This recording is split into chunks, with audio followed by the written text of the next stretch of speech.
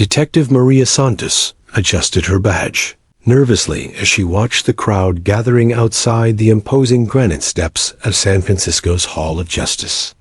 The morning fog clung to the building's corners like ghostly fingers, creating an ominous atmosphere that matched the gravity of what was about to unfold inside. Courtroom 3B.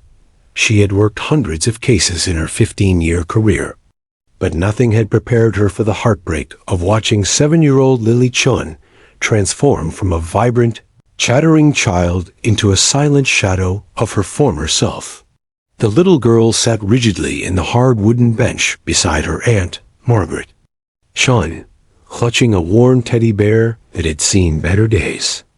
The stuffed animal's left ear hung by mere threads, its once golden fur now faded to a dull brown from countless nights of being squeezed tight during nightmares.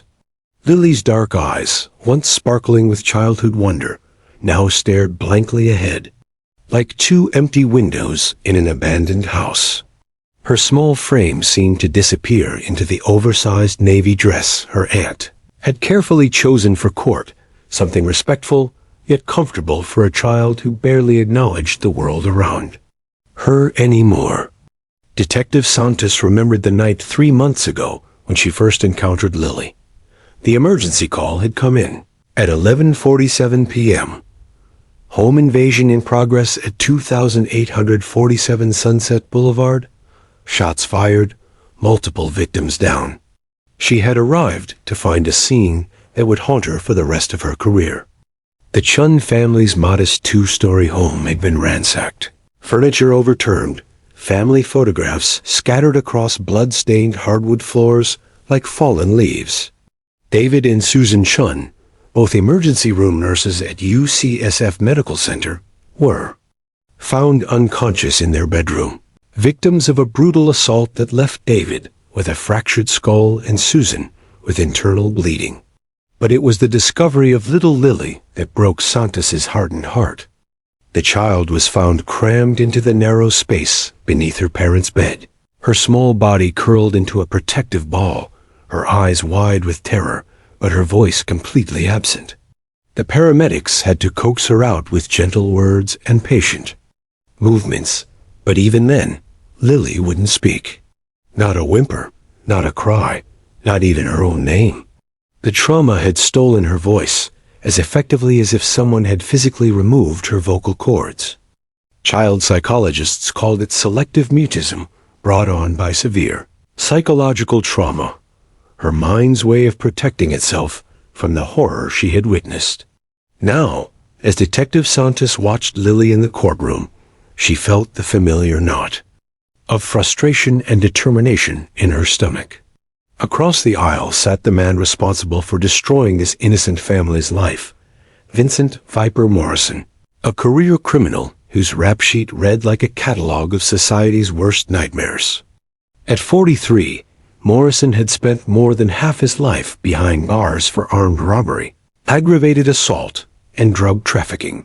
His pale skin was a canvas of prison tattoos, most notably the coiled serpent that wrapped around his neck, mark that had earned him his street name and would prove crucial to the case. Morrison sat with an air of casual arrogance that made Santos's blood boil. His expensive charcoal suit, clearly purchased with dirty money, couldn't disguise the predator beneath. His cold gray eyes periodically scanned the courtroom like a shark evaluating potential prey, and when they fell upon Lily, a slight smirk played at the corners of his mouth. He knew, as did everyone else in that room, that without the child's testimony, his freedom was all but guaranteed.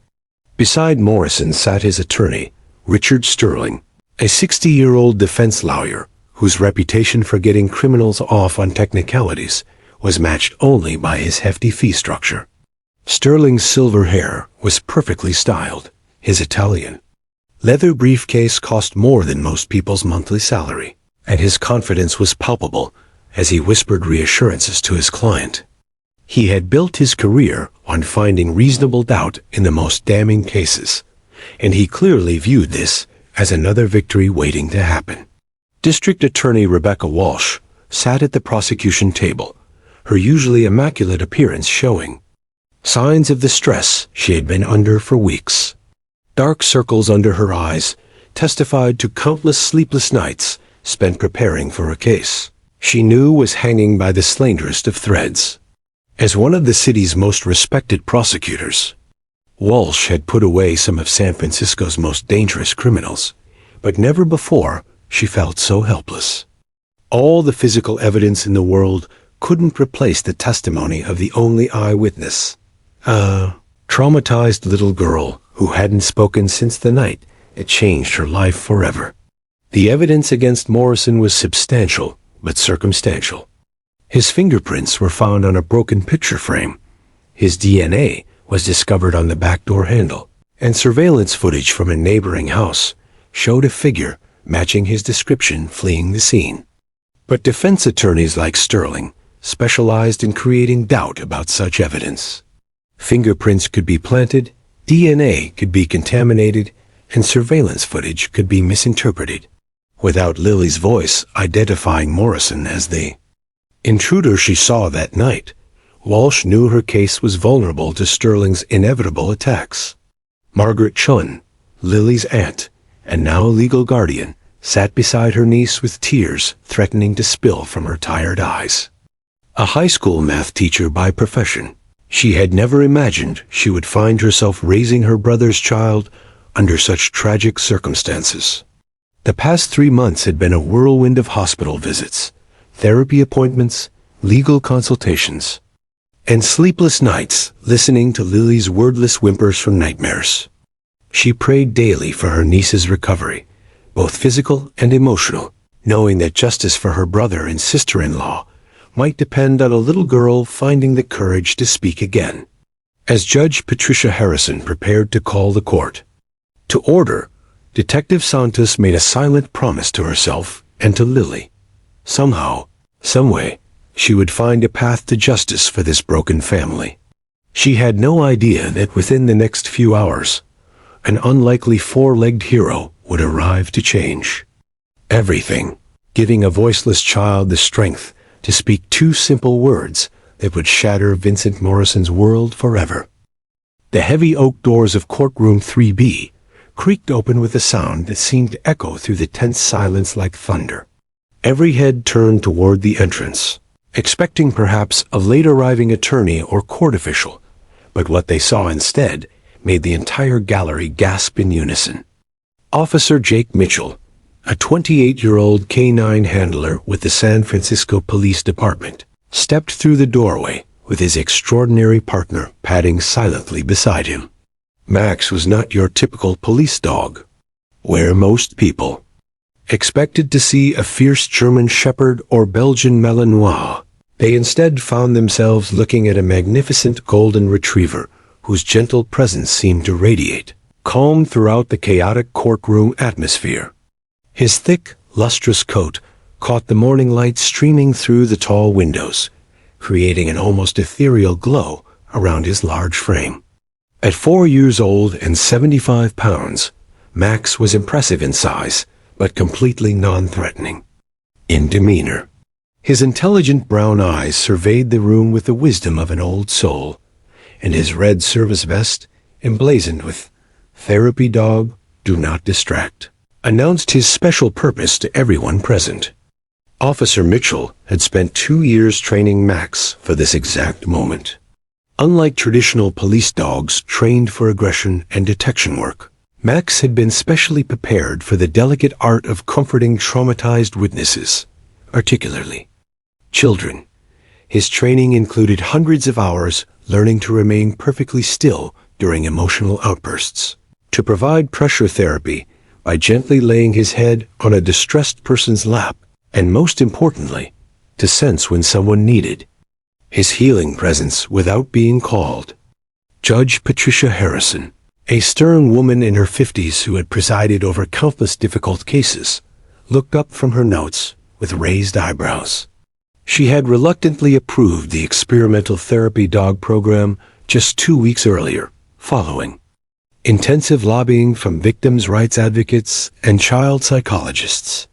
The decision had not come easily. Her courtroom had always been a place of rigid protocol and traditional procedures.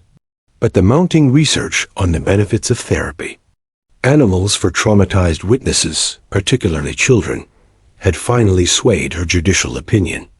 "Your Honor," Richard Sterling immediately rose from his chair, his expensive Italian leather shoes clicking against the marble floor as he approached the bench. His voice carried the smooth confidence of a man who had spent decades manipulating legal procedures to his client's advantage. "I must object to this theatrical display. The presence of this animal in the courtroom is clearly prejudicial to my client and designed to emotionally manipulate the jury pool and witnesses. This is a court of law, not a petting zoo." Sterling's objection was not unexpected.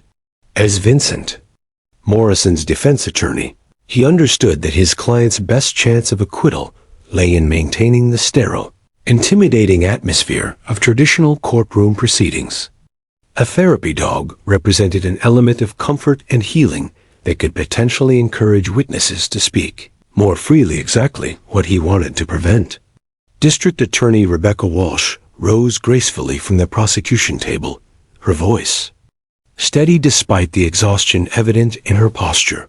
"Your Honor, California Penal Code Section 868.5 specifically allows for the use of therapy animals to assist vulnerable witnesses, particularly children who have experienced trauma. Max is a certified therapy dog who has undergone extensive training specifically for courtroom environments. His presence is not prejudicial, but therapeutic, designed to help traumatized witnesses provide truthful testimony." As the legal debate unfolded, something remarkable was happening in the gallery behind them. For the first time in 3 months, Lily Chun's vacant stare had focused on something specific.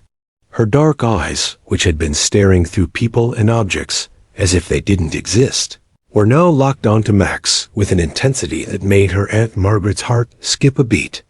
The little girl's grip on her tattered teddy bear loosened slightly, and her rigid posture began to soften as she watched the golden retriever's calm presence.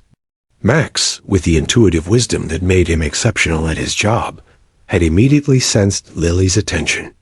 Without breaking his professional composure or leaving Officer Mitchell's side, he turned his gentle gaze toward the traumatized child.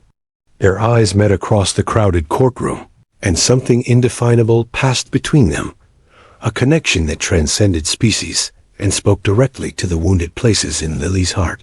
Detective Maria Santos, who had been watching Lily's reactions closely for months, noticed the change immediately. The child's breathing, which had been shallow and rapid since entering the courthouse, began to slow and deepen. Her small shoulders, which had been hunched defensively around her ears, started to relax. Most remarkably, for the first time since the night of the attack, Lily's lips parted slightly, as if she were preparing to speak. Vincent Morrison, observing the scene from his position at the defendant's table, felt the first flutter of real concern in his chest. Throughout his criminal career, he had learned to read situations and people with predatory accuracy. The confident smirk that had been playing at his lips began to fade as he watched his victim's only witness show signs of emerging from her traumatic shell. The snake tattoo around his neck seemed to tighten as his anxiety increased. Judge Harrison studied the research briefs that had been submitted regarding therapy animals in courtrooms, her sharp mind weighing the legal precedents against the potential benefits for the child witness. She observed Lily's reaction to Max's presence, noting the subtle but significant changes in the girl's demeanor. As a mother of 3 and a grandmother of 2, Harrison understood intuitively what the scientific studies confirmed, that animals, particularly dogs, possessed an almost magical ability to reach traumatized children in ways that humans often could not. "Mr. Sterling," Judge Harrison finally spoke, her voice carrying the authority of decades on the bench. "While I appreciate your concerns about potential prejudice, the welfare of child witnesses in this courtroom is paramount. California law is clear on this matter. The therapy dog will remain under strict guidelines. Max will stay with Officer Mitchell unless specifically needed to assist a witness, and his presence will be noted for the record. The ruling sent ripples of excitement through the gallery and relief through the prosecution team.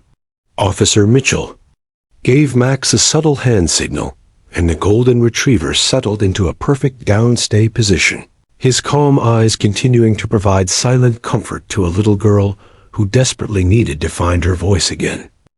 Judge Harrison's gavel struck the bench with 3 decisive raps that echoed through the tension-filled courtroom like gunshots. The court will take a 15-minute recess to allow all parties to adjust to the new arrangements, she announced, her authoritative voice masking the curiosity she felt about what might unfold next. As the formal proceedings paused, the atmosphere in courtroom 3B shifted from rigid legal protocol to something more human, more hopeful. Officer Jake Mitchell remained standing near the back of the courtroom, his hand resting lightly on Max's head as he observed the various reactions throughout the gallery. He had worked with therapy dogs for 5 years, but he had never seen such an immediate and profound response as what he was witnessing from the small girl in the 3rd row. Max's training had taught him to read human emotions with uncanny accuracy, and Mitchell could see his partner's entire focus had shifted to the traumatized child who needed him most.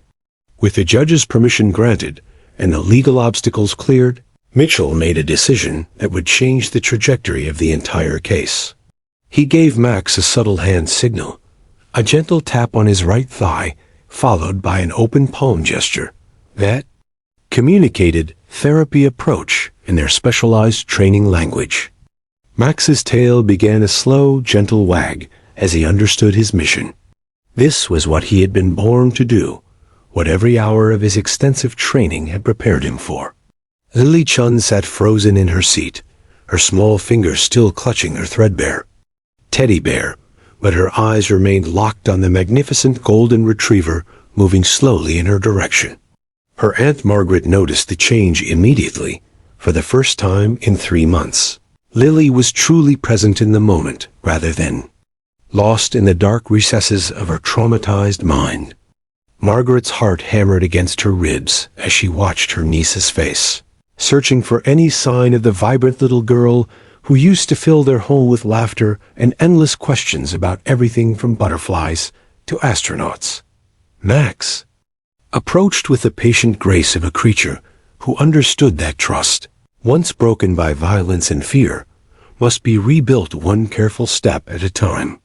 His paws made no sound against the polished marble floor, and his movements were deliberately slow and non-threatening. Officer Mitchell followed at a respectful distance, ready to intervene if needed, but wise enough to let his partner work his gentle magic. Detective Maria Santos watched from her position near the prosecutor's table, her trained eyes cataloging every micro-expression that crossed Lily's face. As a seasoned investigator who had interviewed hundreds of witnesses, she recognized the signs of someone emerging from deep psychological hibernation. Lily's breathing pattern had changed from the rapid, shallow pants of constant anxiety to something deeper and more natural.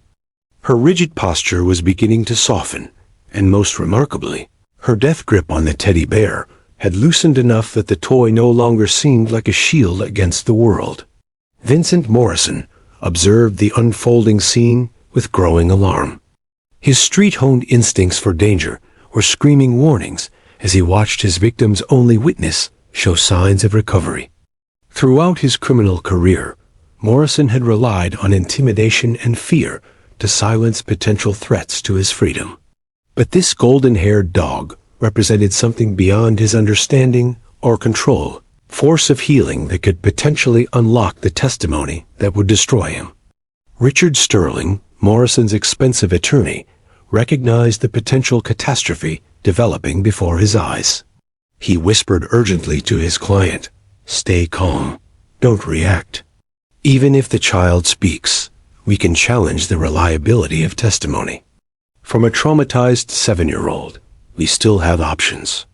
But even Sterling's considerable confidence was beginning to waver as he watched the remarkable interaction unfolding just 20 feet away.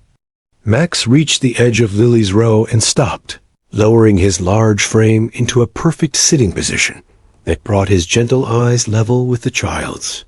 His training had taught him never to force interaction, but to make himself available for connection when the human was ready. His tongue lolled out slightly in what dog behaviorists call a stress-cutting signal, a way of communicating peaceful intentions and reducing tension in anxious individuals. For several heartbeats that felt like hours to everyone watching, girl and dog simply looked at each other. Lily's dark eyes, which had been empty windows for so long, began to show the first flickers of genuine emotion since the night that shattered her world. Slowly, as if moving through invisible barriers built from trauma and terror, her small hand began to extend toward Max's golden coat. Margaret Chun held her breath, afraid that any movement or sound might break the fragile spell being woven between her niece and the therapy dog. She remembered how Lily used to love animals, how she would spend hours at the neighborhood park, feeding ducks and petting every friendly dog they encountered. The attack had stolen so much from this innocent child, but perhaps Margaret dared to hope it hadn't stolen everything. The moment of first contact was electric. Lily's tiny fingers touched Max's soft fur with the tentative wonder of someone discovering that the world still contained gentleness alongside its terrors. The sensation seemed to shock her. Her eyes widened and filled with tears that had been locked away for months. Max remained perfectly still, allowing the child to explore at her own pace, his warm presence communicating safety without words. District Attorney Rebecca Walsh felt tears threatening to spill from her own eyes as she witnessed what could only be described as a miracle in progress. In her 20-year career prosecuting violent crimes, she had seen countless victims struggle to reclaim their voices and their lives. But she had never seen anything quite like this. A therapy dog serving as a bridge between trauma and healing, between silence and the possibility of justice. As Lily's small hand buried itself deeper in Max's thick coat, something extraordinary happened. For the first time since the night Vincent Morrison had invaded her home and shattered her family, Lily Chun whispered a single word so quietly that only Max could hear it. The golden retriever's tail began a gentle wag as he heard what no human ear could detect, the first crack in the wall of silence that had imprisoned a little girl's voice. The connection had been made, the healing had begun, and Vincent Morrison's worst nightmare was about to come true. The recess ended with Judge Harrison's sharp gavel strikes, but the atmosphere in Courtroom 3B had fundamentally shifted. Lily Chun remained in her seat, her small hand still resting on Max's golden fur, but something profound had awakened behind her dark eyes. The vacant stare that had haunted her Aunt Margaret for 3 months had been replaced by a flicker of awareness that made the entire prosecution team hold their breath with cautious hope. District Attorney Rebecca Walsh rose from her table with renewed determination, knowing that this might be her only opportunity to present a case strong enough to put Vincent Morrison away forever. She had spent sleepless nights reviewing every piece of evidence, every witness statement, every forensic report, but she knew that without Lily's testimony, Morrison's expensive defense attorney would create enough reasonable doubt to secure an acquittal for his dangerous client. "Your Honor," Walsh began, her voice carrying the weight of justice for a shattered family. The people called Detective Maria Santos to the stand. The veteran detective approached the witness box with the confident stride of someone who had testified in hundreds of cases, but her eyes kept drifting to Lily, whose connection with Max seemed to be unlocking something buried deep in her traumatized psyche. As Detective Santos settled into the witness chair and placed her right hand on the leather-bound Bible, Officer Mitchell positioned himself strategically so that Max remained visible to Lily while staying out of the formal proceedings. The golden Retriever seemed to understand his role intuitively, providing silent comfort while the adult world of law and justice unfolded around them. "Detective Santos," Walsh began, "please tell the court about your arrival at the Chun family residence on the night of May 15th. Santos's testimony began to paint a vivid and disturbing picture of the crime scene that had shocked even seasoned officers. She described finding the front door splintered from its hinges, the living room ransacked with furniture, overturned, and family photographs scattered across blood-stained hardwood floors like broken memories. Meanwhile, as the detective's words filled the courtroom, something extraordinary was happening to Lily. The gentle pressure of Max's warm body against her legs seemed to be creating a safe space in her mind where buried memories could surface, without overwhelming her completely. Flashes of that terrible night began returning in fragments, not the chaotic, terrifying avalanche of trauma that had silenced her for months, but manageable pieces that she could examine without drowning. In panic, she remembered hiding under her parents' bed, her heart hammering so loudly she was certain the intruder would hear it. She recalled the distinctive sound of her mother's jewelry box being smashed against the bedroom wall, and the terrifying crash as her father's collection of medical textbooks was swept from his desk onto the floor. But most vividly, she remembered the moment when cold eyes had met hers through the narrow space beneath the bed frame. The perpetrator's method of entry suggests someone familiar with basic lockpicking techniques. Detective Santos continued, unaware that her testimony was triggering a cascade of recovered memories in their key witness. The back door showed signs of forced entry using what appears to be a crowbar or similar tool. We found significant DNA evidence on the door handle, later matched to the defendant through the Cody's database. Vincent Morrison sat rigidly in his chair, his snake tattoo seeming to coil tighter around his neck as the evidence mounted against him. His pale gray eyes darted between the detective's testimony and the little girl who held his fate in her small hands. He had spent the past 3 months confident that his victim's silence would guarantee his freedom, but the presence of the therapy dog was clearly changing the dynamic in ways he couldn't control or intimidate. Richard Sterling scribbled notes furiously, preparing his cross-examination strategy. He knew that Detective Santos was a formidable witness. Her 15-year record with the SFPD was impeccable, and her testimony was always thorough and professional. But he also knew that even the strongest circumstantial evidence case could be dismantled with the right combination of alternative theories and reasonable doubt. "Detective Santos," Walsh continued, "please describe the condition in which you found the Chun family's daughter." The detective's professional composure faltered slightly as she recalled that heartbreaking discovery. "We found Lily hidden beneath her parents' bed in their master bedroom. She was physically unharmed, but completely unresponsive. It took nearly 20 minutes to coax her out of her hiding place, and she hasn't spoken a word since that night." As those words echoed through the courtroom, Lily's grip on Max's fur tightened. A memory of Detective Santos's gentle voice, calling to her in the darkness, was surfacing with startling clarity.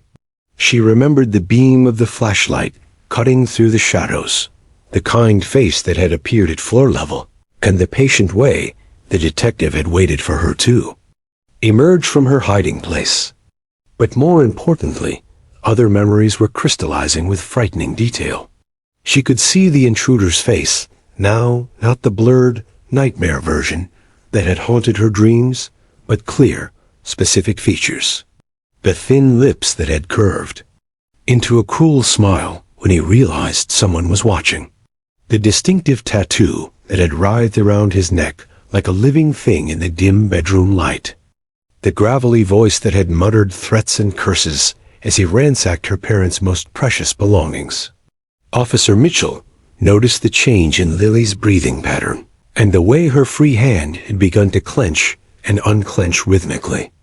These were signs he had been trained to recognize, indicators that a trauma victim was processing buried memories.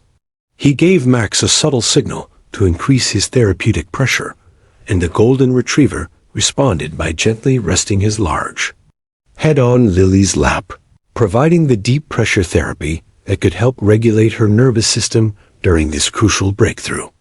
Margaret Chun watched her niece with a mixture of hope and terror, recognizing that recovery often meant revisiting the very trauma that had caused the silence in the first place. She whispered a silent prayer that Lily would find the strength, not just to remember, but to speak the truth that could put her family's attacker behind bars forever. As Detective Santos's testimony continued with forensic details and evidence photographs, Vincent Morrison began to realize that his carefully constructed wall of silence was beginning to crumble, one recovered memory at a time. The afternoon sun had shifted its angle through the tall courthouse windows, casting long shadows across the marble floor as Detective Santos concluded her testimony. Judge Harrison glanced at her watch for 17 p.m. and prepared to adjourn for the day. The weight of the evidence presented had been substantial. DNA on the door handle, fingerprints on broken picture frames, surveillance footage from neighboring houses showing a figure matching Vincent Morrison's distinctive gait fleeing the scene at 12:23 a.m. Yet everyone in the courtroom understood that without Lily's voice, the case remained precariously balanced on the edge of reasonable doubt. "Ladies and gentlemen," Judge Harrison began, her voice carrying the formal authority that had concluded thousands of court sessions. "Given the hour and the complexity of today's testimony, this court will recess until—" She never finished the sentence. A small rustling sound from the gallery made her pause mid-word. It was barely audible, the whisper of a child's dress against wooden bench, the soft thud of tiny feet touching the floor, but in the hushed atmosphere of the courtroom, it carried with the weight of an earthquake. Every head turned toward the third row, where Lily Chin had been sitting silently for hours, her small hand buried in Max's golden fur. But Lily was no longer sitting. The 7-year-old stood beside her bench with a posture that no one had seen from her in 3 months. Her spine was straight, her chin raised with a determination that seemed to radiate from her small frame. The tattered teddy bear remained clutched in her left arm, but her right hand had released its grip on Max's fur. The therapy dog remained at her side, his intelligent brown eyes watching her with what could only be described as encouragement, his tail moving in a slow, supportive rhythm. Margaret Chun's hand flew to her mouth, stifling a gasp that threatened to break the spell of the moment. Her niece, the child who had become a silent shadow of her former self, was moving with purpose for the first time since that terrible night in May. Margaret's heart hammered against her ribs as she watched Lily take one tentative step into the aisle, then another, her small feet making soft tapping sounds against the polished marble that seemed to echo like thunder in the absolute silence. Vincent Morrison felt his confident facade cracking like ice under pressure. The smug assurance that had carried him through months of legal proceedings began to crumble as he watched his victim's only witness emerge from her protective shell. His pale gray eyes darted frantically between Lily's approaching figure and his attorney, seeking some kind of intervention, some legal maneuver that could stop what was clearly about to unfold. Richard Sterling shot to his feet with the reflexes of a seasoned courtroom veteran. "Your Honor," he called out, his usually smooth voice carrying an edge of desperation, "I must object to this irregular proceeding. The witness has not been sworn in, proper legal protocols have not been followed, and, Mr. Sterling," Judge Harrison's voice cut through his objections like a blade, "sit down. This court will not interfere with a child who wishes to speak." Her judicial instincts, honed by decades of experience, recognized that they were witnessing something extraordinary, moment that transcended normal courtroom procedures and entered the realm of human healing and justice. District Attorney Rebecca Walsh remained frozen at the prosecution table, afraid that any movement or sound might break the fragile courage that was propelling Lily forward. She had seen many witnesses overcome with emotion. Many victims find their voices in moments of crisis, but never had she witnessed anything quite like this. The child's movement wasn't driven by legal obligation or prosecutorial pressure. It was something far more powerful and pure. Officer Jake Mitchell watched his therapy dog partner with professional pride mixed with genuine amazement.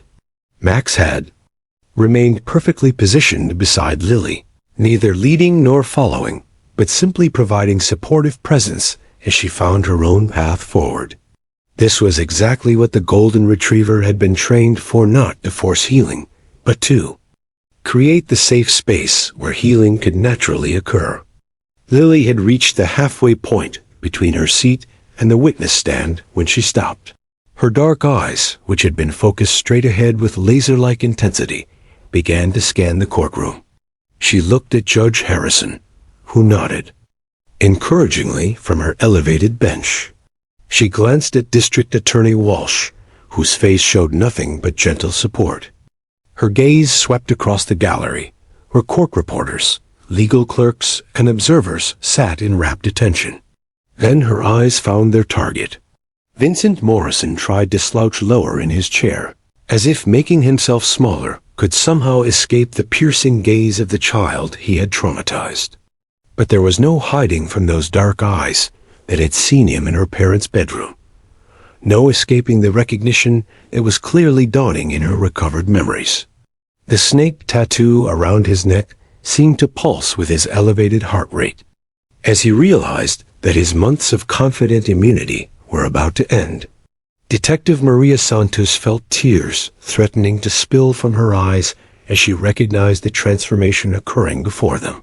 This was no longer the catatonic child she had coaxed from beneath a bed 3 months ago. This was a little girl who had journeyed through the darkest places of human trauma and was emerging with a strength that belied her 7 years. The detective's hand instinctively moved to her service weapon, not from any sense of threat, but from a protective instinct toward this brave child who is about to face her nightmare head-on. The courtroom held its collective breath as Lily took another step forward, then another. Max padded silently beside her, his red therapy vest catching the afternoon light, his presence a visible reminder that she was no longer alone in her fear. The golden retriever's tail continued its gentle rhythm, a metronome of support that seemed to keep time with Lily's own heartbeat as she approached the moment that would change everything. Judge Harrison leaned forward slightly, her experienced eyes recognizing that they were witnessing not just a legal proceeding, but a profound moment of human courage that would resonate far beyond the walls of Courtroom 3B. In 30 years on the bench, she had never seen anything quite like this. A child's journey from silence to strength, from victim to voice of justice. Vincent Morrison's worst fears were materializing before his eyes, and there was nothing he or his expensive attorney could do to stop what was about to happen. Time seemed suspended in amber as Lily Chun stood in the center of Courtroom 3B, her small frame silhouetted against the late afternoon light streaming through the tall windows. The silence was so complete that the soft hum of the air conditioning system sounded like a roaring river, and the distant traffic noise from the street below seemed to belong to another world entirely.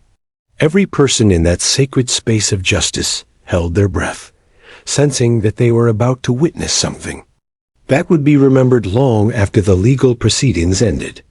Max remained at Lily's side like a golden guardian angel, his intelligent eyes moving between the child he was protecting and the various adults who surrounded them. His therapy dog training had prepared him for many scenarios, but even his canine intuition seemed to recognize that this moment transcended his usual protocols. His tail had stopped its gentle wagging, and his entire body radiated a protective alertness that spoke to the primal bond between human and dog that had existed for thousands of years. Judge Patricia Harrison found herself leaning forward in her elevated chair, her usual judicial composure replaced by something far more human and immediate. In 30 years of presiding over criminal cases, she had witnessed countless dramatic moments, but nothing had prepared her for the raw courage emanating from this traumatized child. Her grip on the gavel had unconsciously tightened, though. She made no move to restore order to a courtroom that needed no managing, only witnessing.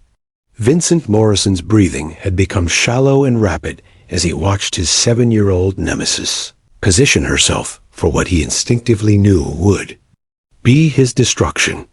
The confident smirk that had been his trademark throughout the proceedings had completely vanished, replaced by a pallor that made his prison tattoos stand out like dark wounds against his skin. The coiled serpent around his neck seemed to be strangling him as his heart rate spiked, and his hands gripped the edge of the defendant's table with white-knuckled desperation.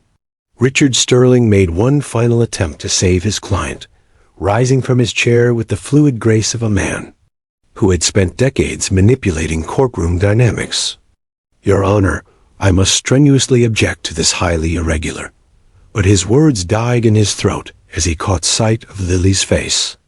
Even his hardened lawyer's heart recognized the unmistakable look of a child who had traveled through hell and emerged with truth as her only weapon. District Attorney Rebecca Walsh remained motionless at the prosecution table, her legal mind racing through the implications of what was unfolding while her maternal heart ached for the brave little girl who was about to confront her worst nightmare. She had prosecuted hundreds of violent crimes, but she had never seen justice manifested in such a pure and powerful form. Every instinct told her to protect Lily from this moment, while every professional fiber of her being understood that this confrontation was necessary for healing, both legal and personal.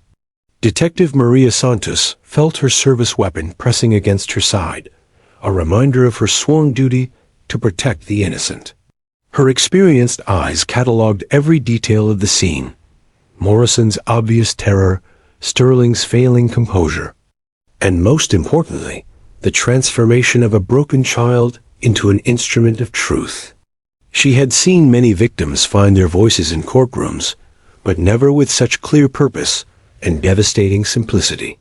Margaret Shun pressed her hand against her mouth to stifle the sob that threatened to escape as she watched her niece prepare to face the monster who had destroyed their family's peace forever.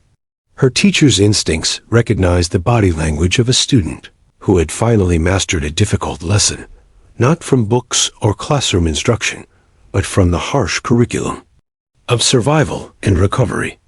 The teddy bear still clutched in Lily's arm reminded Margaret of all the bedtime stories and lullabies that had been replaced by nightmares and silent tears.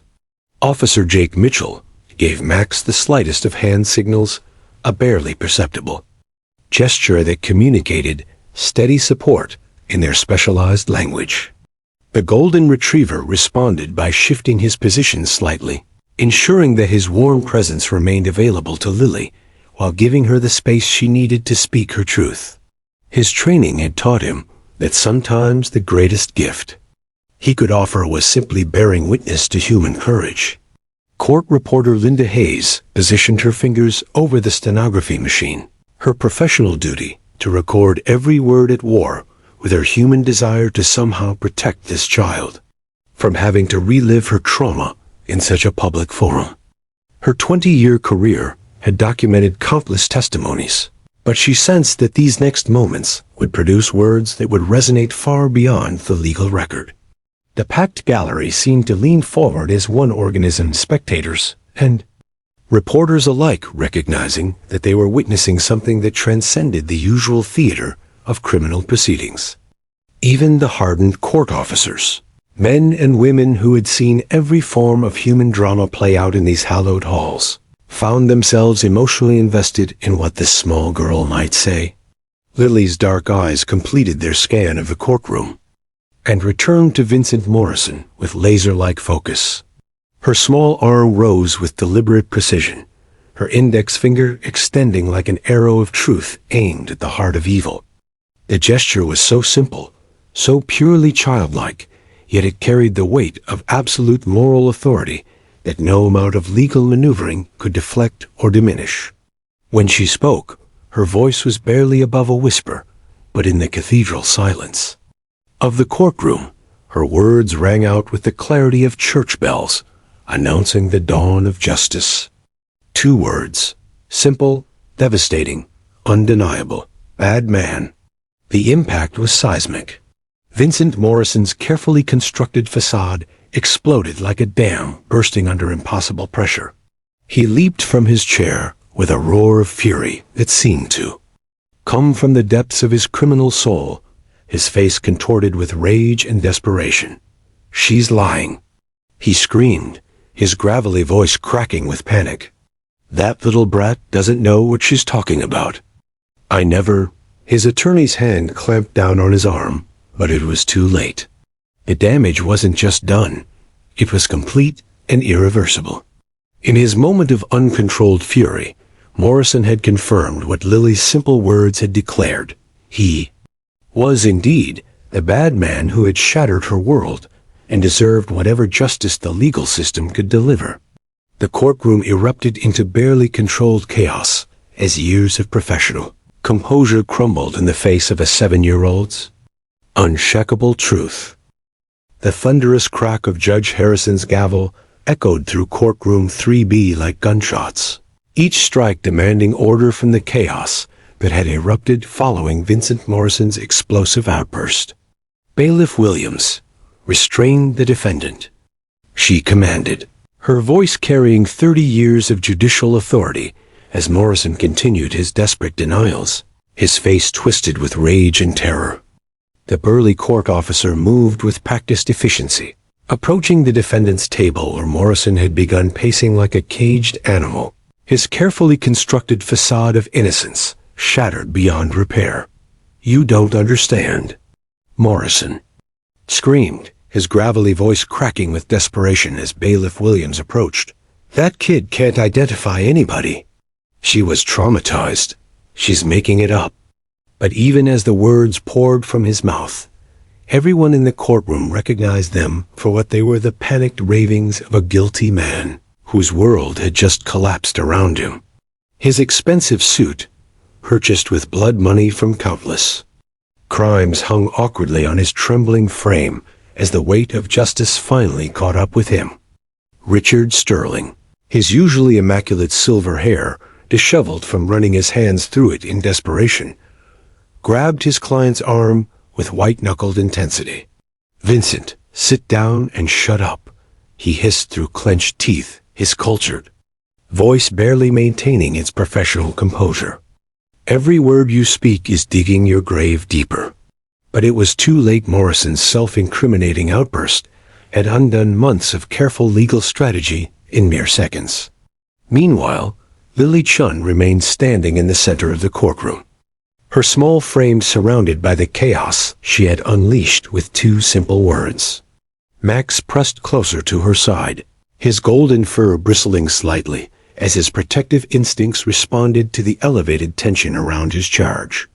The therapy dog's brown eyes remained fixed on Lily's face, ready to provide comfort if the overwhelming nature of the moment became too much for the brave 7-year-old to bear. Detective Maria Santos felt a surge of professional satisfaction, mixed with profound relief as she watched Morrison's meltdown unfold. In her 15-year career, she had seen countless criminals maintain their innocence, even when faced with overwhelming evidence. But she had rarely witnessed such a complete and public confession of guilt. Morrison's violent reaction to Lily's identification had accomplished what months of investigation and legal maneuvering could not. It had stripped away every pretense and revealed the predator beneath the expensive suit. District Attorney Rebecca Walsh quickly moved to capitalize on the dramatic turn of events. Rising from the prosecution table with renewed confidence, she addressed Judge Harrison with the voice of someone who had just watched justice manifest itself in its purest form. "Your Honor, the defendant's reaction speaks louder than any testimony we could present. The people request that this outburst be entered into the record as evidence of consciousness of guilt." A packed gallery buzzed with whispered conversations. As reporters frantically scribbled notes and court watchers tried to process what they had just witnessed. This was the kind of courtroom drama that would dominate news cycles and be discussed in law schools for years to come. A child's simple truth destroying a career criminal's carefully constructed defense in less than 30 seconds.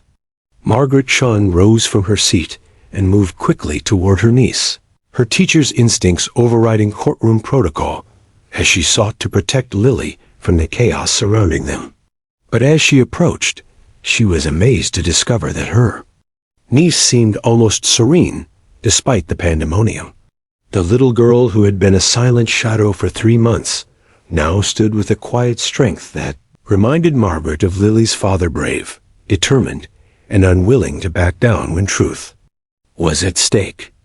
Officer Jake Mitchell watched the scene unfold with professional pride in his therapy dog partner and personal amazement at what they had just witnessed. Max had remained perfectly calm throughout Morrison's outburst, his training evident in his steady presence beside the child who had just changed the course of criminal justice. This was why therapy dogs were so crucial in courtrooms. They provided an anchor of stability in moments when human emotion threatened to overwhelm everyone involved. Within hours of Morrison's courtroom meltdown, the case took on a life of its own. The dramatic footage, captured by court cameras, began spreading across social media platforms with hashtags like #BraveChild and #2WordsOfTruth trending nationwide. Legal experts appeared on evening news programs, analyzing how a 7-year-old's simple identification and the defendant's reaction had effectively ended a case that could have dragged on for months. More importantly, Morrison's outburst had triggered an avalanche of additional evidence that prosecutors hadn't expected. A convenience store clerk in Oakland came forward after seeing the news coverage, providing security footage that placed Morrison in the Chun family's neighborhood just hours before the attack. A former cellmate contacted the district attorney's office, offering testimony about Morrison's detailed descriptions of a big score in Sunset District that he had been planning for weeks. The DNA evidence that had seemed merely circumstantial suddenly became ironclad when combined with Morrison's public admission of guilt. His fingerprints on the broken picture frame could no longer be explained away as contamination, and the surveillance footage from neighboring houses now clearly showed his distinctive gait and posture as he fled the scene. Richard Sterling found himself in the unenviable position of representing a client who had essentially confessed his guilt in front of a packed courtroom. His reputation for getting criminals off on technicalities meant nothing when faced with such overwhelming evidence of his client's culpability. Late that evening, Sterling made the call he had hoped to avoid. He contacted the district attorney's office to begin plea negotiations. As news of the dramatic courtroom scene spread beyond San Francisco, it sparked conversations about trauma recovery, the resilience of children, and the innovative use of therapy animals in legal proceedings. Child psychologists appeared on talk shows discussing how Lily's breakthrough represented hope for other young victims of violent crime. The golden retriever, who had made it all possible, settled into his kennel that night with the satisfaction that only comes from a job well done, unaware that his gentle presence had just changed the trajectory of criminal justice and given voice to the voiceless in ways that would inspire reforms across the nation. 6 months later, the same courthouse that had witnessed Vincent Morrison's spectacular downfall buzzed with a different kind of energy. The media attention had transformed Courtroom 3B from a simple venue for criminal proceedings into a symbol of hope and healing that had captured the nation's imagination.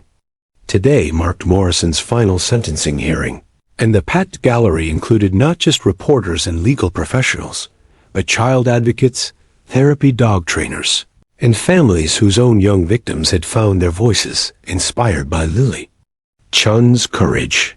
Lily entered the courthouse hand in hand with her parents, David and Susan Chun, who had made remarkable recoveries from their physical injuries sustained during Morrison's brutal attack.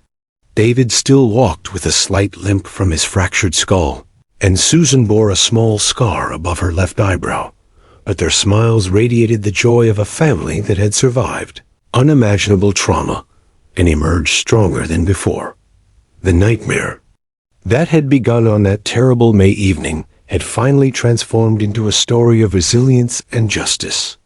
The little girl who had once been a silent shadow of her former self now chattered excitedly about starting second grade and the new puppy her parents had adopted. Golden Retriever mix they had named Hero in honor of Max. Her dark eyes, which had stared vacantly for months, now sparkled with the curiosity and wonder that had defined her personality before the attack. The torn teddy bear had been retired to a place of honor on her bedroom shelf, replaced by a new stuffed golden retriever that never left her side. Max himself had become something of a celebrity in the therapy dog community. The San Francisco Police Department had received hundreds of inquiries from law enforcement agencies across the country seeking to establish similar programs.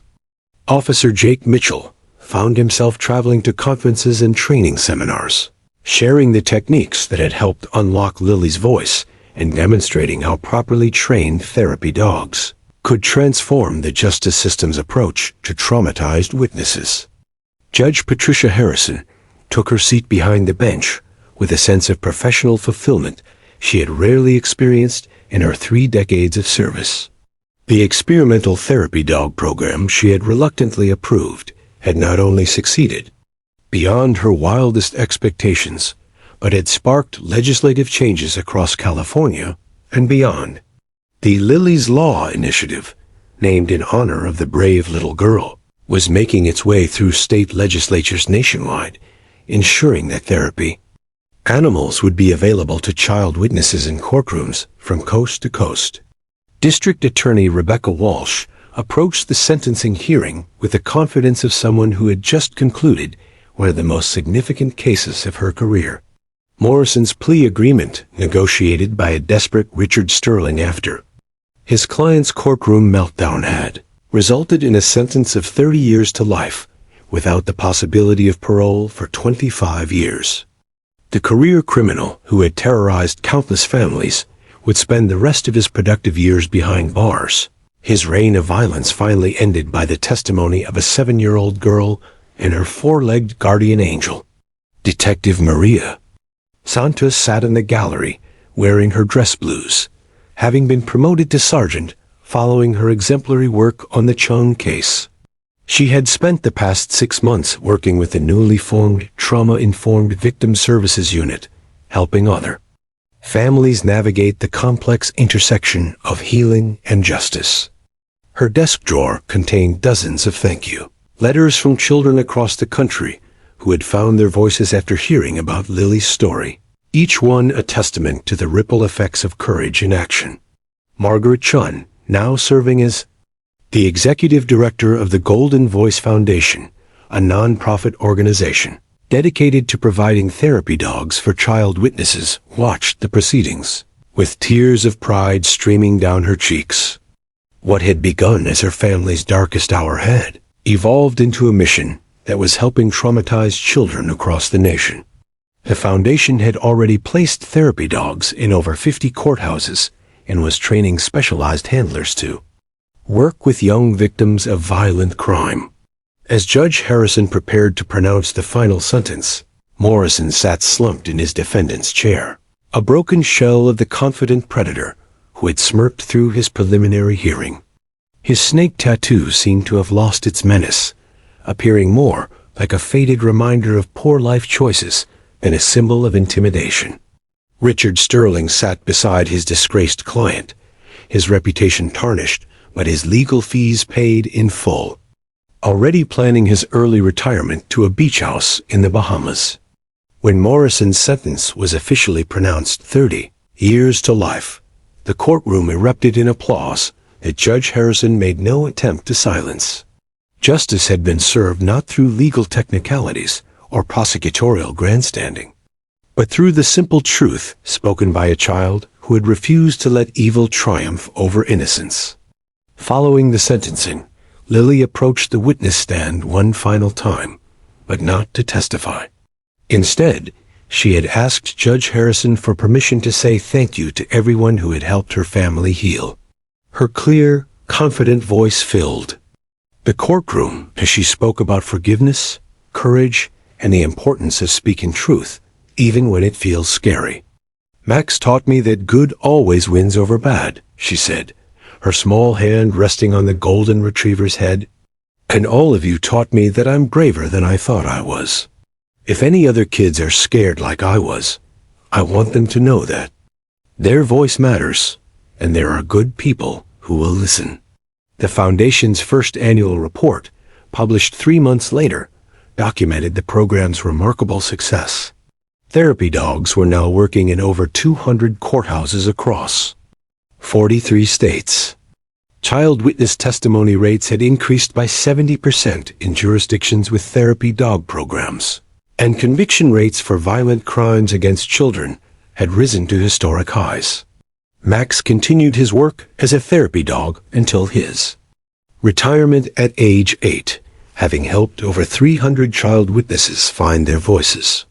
He spent his golden years as the Chun family's beloved pet, teaching Hero the puppy how to be gentle with children and accepting endless belly rubs from Lily, who never forgot that her four-legged friend had saved not just her voice, but her entire family's future.